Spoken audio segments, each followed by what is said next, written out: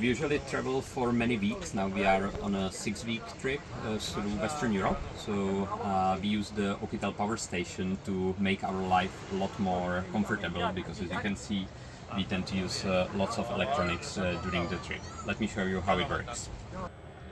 This is the power station itself, but maybe it's best that we start from the beginning, and that's how do we charge the station. As you can see, hopefully in the back of the campervan, we have a solar panel, 150 watt. So when we are parked like this on the beach, it will charge the power station with solar power.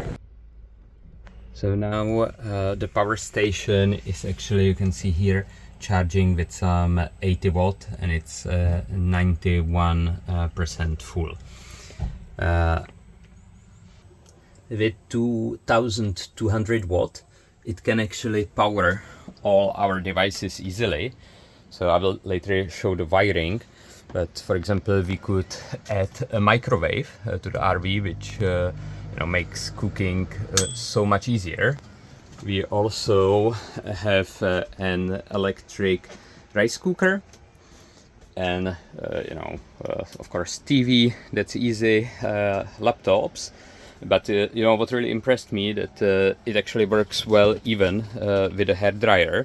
So that's especially my wife really appreciates. When such a powerful hair dryer, after you wash hair inside the campervan, you can really quickly dry it.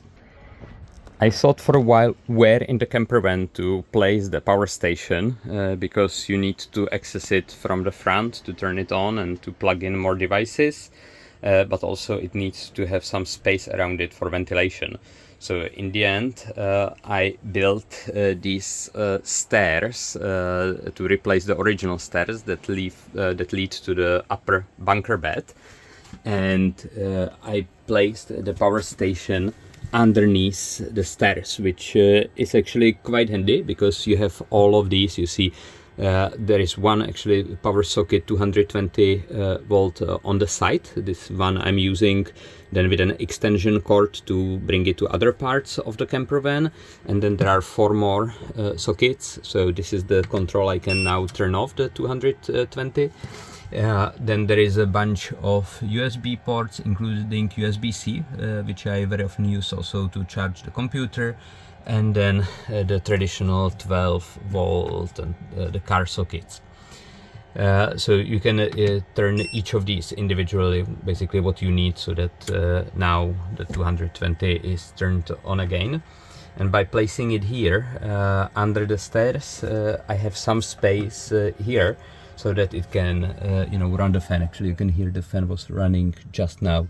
As it's generating the AC power and charging at the same time, it needs to cool off. And I also left some space above so that it can really ventilate, and it's at the bottom of the car where it's the coolest.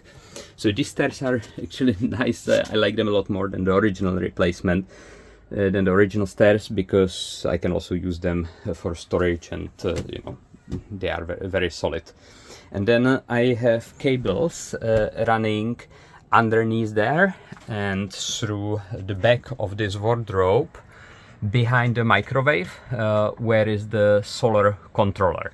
So I take I think it's 40 up to 48 volt cable that goes from the solar, and it goes down to the power station to charge it.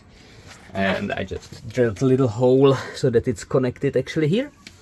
And then the 220 volt leads back, and there is a plug behind the microwave. I have a plug in the kitchen, and then an extension cord next to the table, which is handy, for example, for the hair dryer or anything else, so that I don't have to always, plug it in around there. So that's the setup, and it's been working pretty well. So I think the difference between having 220 volt in the campervan and not, it makes the life much more easy.